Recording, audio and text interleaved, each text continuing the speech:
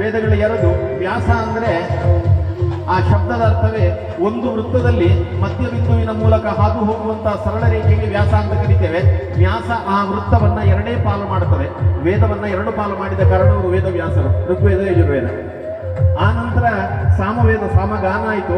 ಸಾಮಗಾನದಲ್ಲಿ ಪ್ರತ್ಯೇಕ ಮಂತ್ರಗಳಿಲ್ಲ. ಋಗ್ವೇದ ಅಥವಾ ಯಜುರ್ವೇದದಿಂದ ಆಯ್ದ ಮಂತ್ರಗಳಿರುವಂಥದ್ದು.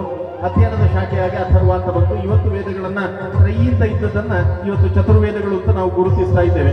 4 ವೇದಗಳು ಸಾಮಾನ್ಯ ಜನರಿಗೆ ಅರ್ಥ ಆಗುವುದಿಲ್ಲ ಅಂತ ಆದಾಗ ಜನಸಾಮಾನ್ಯರಿಗೆ ಅರ್ಥ ಆಗಲಿಕ್ಕೆ ಬೇಕಾಗಿ ವೇದದ ಸಾರವನ್ನ ಕಥೆಯ ರೂಪದಲ್ಲಿ ವೇದವ್ಯಾಸರು ನಮಗೆ 18 ಮಹಾಪುರಾಣಗಳನ್ನ ಕೊಟ್ಟಿದ್ದಾರೆ. ಸಾವಿರಾರು ಪುರಾಣಗಳಿವೆ.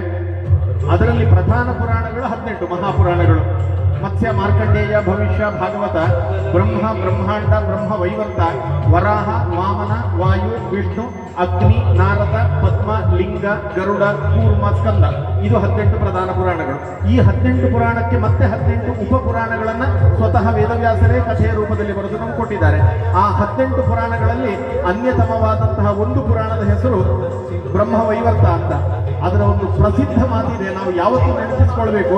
ದೇವಸ್ಥಾನಕ್ಕೆ ಬಂದು ದೇವರ ಆರಾಧನೆಯನ್ನು ಯಾಕೆ ಮಾಡಬೇಕು? ದೇವರು ಸರ್ವವ್ಯಾಪಿ, ಒಳಗಡೆ ನಮ್ಮೊಳಗಡೆ ಇದ್ದಾನೆ. ಆತ್ಮ, ಅಂತರಾತ್ಮ, ಪರಮಾತ್ಮ ಅಂತ ಕರಿತೇವೆ. ಒಳಗಿದ್ದಂತಹ ದೇವರನ್ನ ಕಾಣುವುದು ಬಿಟ್ಟು ಹೊರಗಡೆಯಲ್ಲಿಯೋ ದೇವರಿಗೆ ಯಾಕೆ ಹುಡುಕಿ ಅಂತ ಕೇಳಿದ್ದಕ್ಕೆ ಅಲ್ಲಿಗೆ ಉತ್ತರ ಕೊಟ್ಟಿದ್ದಾರೆ. ನಮಗೆ ನಮ್ಮದೇ ಆದ ಕುಲದೇವರಿದ್ದಾರೆ, ನಮ್ಮದೇ ಆದಂತಹ ಕುಟುಂಬದಲ್ಲಿ ಆರಾಧನೆ ಮಾಡಿಕೊಂಡು ಬಂದಂತಹ, ಸ್ಥಳದಲ್ಲಿ ಆರಾಧನೆ ಮಾಡಿಕೊಂಡು ಬಂದಂತಹ ದೈವ ದೇವರಿದ್ದಾರೆ. ಹಾಗಿದ್ದಾಗ ದೇವಸ್ಥಾನಕ್ಕೆ ಯಾಕೆ ಹೋಗಬೇಕು ಕೇಳಿದವರು ಹೇಳ್ತಾರೆ, ಚಿಕೀಶೋರ್ ದೇವಧಾಮಾದಿ, ಬ್ರಹ್ಮ ವೈವರ್ತ ಪುರಾಣದ ಮಾತದು. ಚಿಕೀಶೋರ್ ದೇವಧಾಮಾದಿ ಸಹಸ್ರ ಜನಿಪಾಶಮಿತು. ಯಾರೋ ಒಬ್ಬ ಮಹಾಪುರುಷ ಕಾಲಾಂತರ ನಮ್ಗೆ ಗೊತ್ತಿಲ್ಲ, ಎಷ್ಟು ಶತಮಾನಗಳ ಸಹಸ್ರಮಾನ ಕಳೆದು ಹೋಯ್ತಾ ಗೊತ್ತಿಲ್ಲ. ಹಿಂದಿನಿಂದ ನಮಗೆ ಗೊತ್ತಿದ್ದ ಹಾಗೆ ನಮ್ಮ ಪರಿಸರದಲ್ಲಿ ಗ್ರಾಮದಲ್ಲೇ ಸೀಮೆಯಲ್ಲೇ ಆರಾಧನೆ ಮಾಡಿಕೊಂಡು ಬಂದಂತಹ ಇಂತಹ ಯಾವುದೋ ಒಂದು ಕ್ಷೇತ್ರಗಳಿದ್ರೆ ಆ ಕ್ಷೇತ್ರದ ಪುನರ್ನಿರ್ಮಾಣದ ಕಾರ್ಯದಲ್ಲಿ ಜೀರ್ಣೋದ್ಧಾರವನ್ನ ಮಾಡಿ ನಾನು ಇಲ್ಲಿ ಬ್ರಹ್ಮಕಲಶವಾಗುವುದನ್ನ ನಾನು ನೋಡಬೇಕು. ಅದಕ್ಕೋಸ್ಕರ ನನ್ನಿಂದ ಎಷ್ಟು ಸಾಧ್ಯ ಅನಿಲ ಸೇವೆ ಮಾತ್ರ ನಾವು ಒಬ್ಬರೇ ಮಾಡ್ಲಿಕ್ಕೆ ಆಗುದಿಲ್ಲ. ಎಲ್ಲರೂ 10 ಜನ, 100 ಜನ, 1000 ಜನ ಸೇರಿ ಮಾಡಬೇಕು.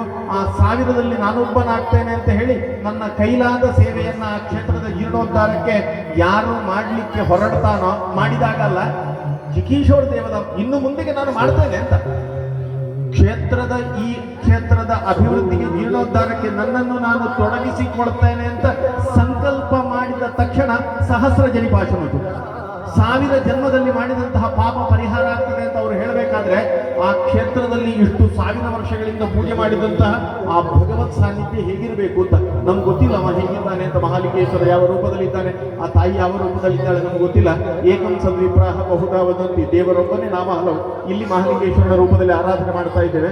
ಆ ದೇವರ ಜೀರ್ಣೋದ್ಧಾರದಲ್ಲಿ ನಮ್ಮನ್ನು ನಾವು ತೊಡಗಿಸಿಕೊಂಡೇವು ಅಂತಾದ್ರೆ 1000 ಜನ್ಮದ ಪಾಪ ಪರಿಹಾರ ಆಗ್ತದೆ, ನಮಗೆ ಪುಣ್ಯ ಸಂಚಯ ಆಗ್ತದೆ ಅಂತ ಬ್ರಹ್ಮವೈವರ್ತದ ಪುರಾಣದ ಮುಖಾಂತರವಾಗಿ ವೇದವ್ಯಾಸರು ನಮ್ಮನ್ನು ನೆನಪಿಸ್ತಾರೆ.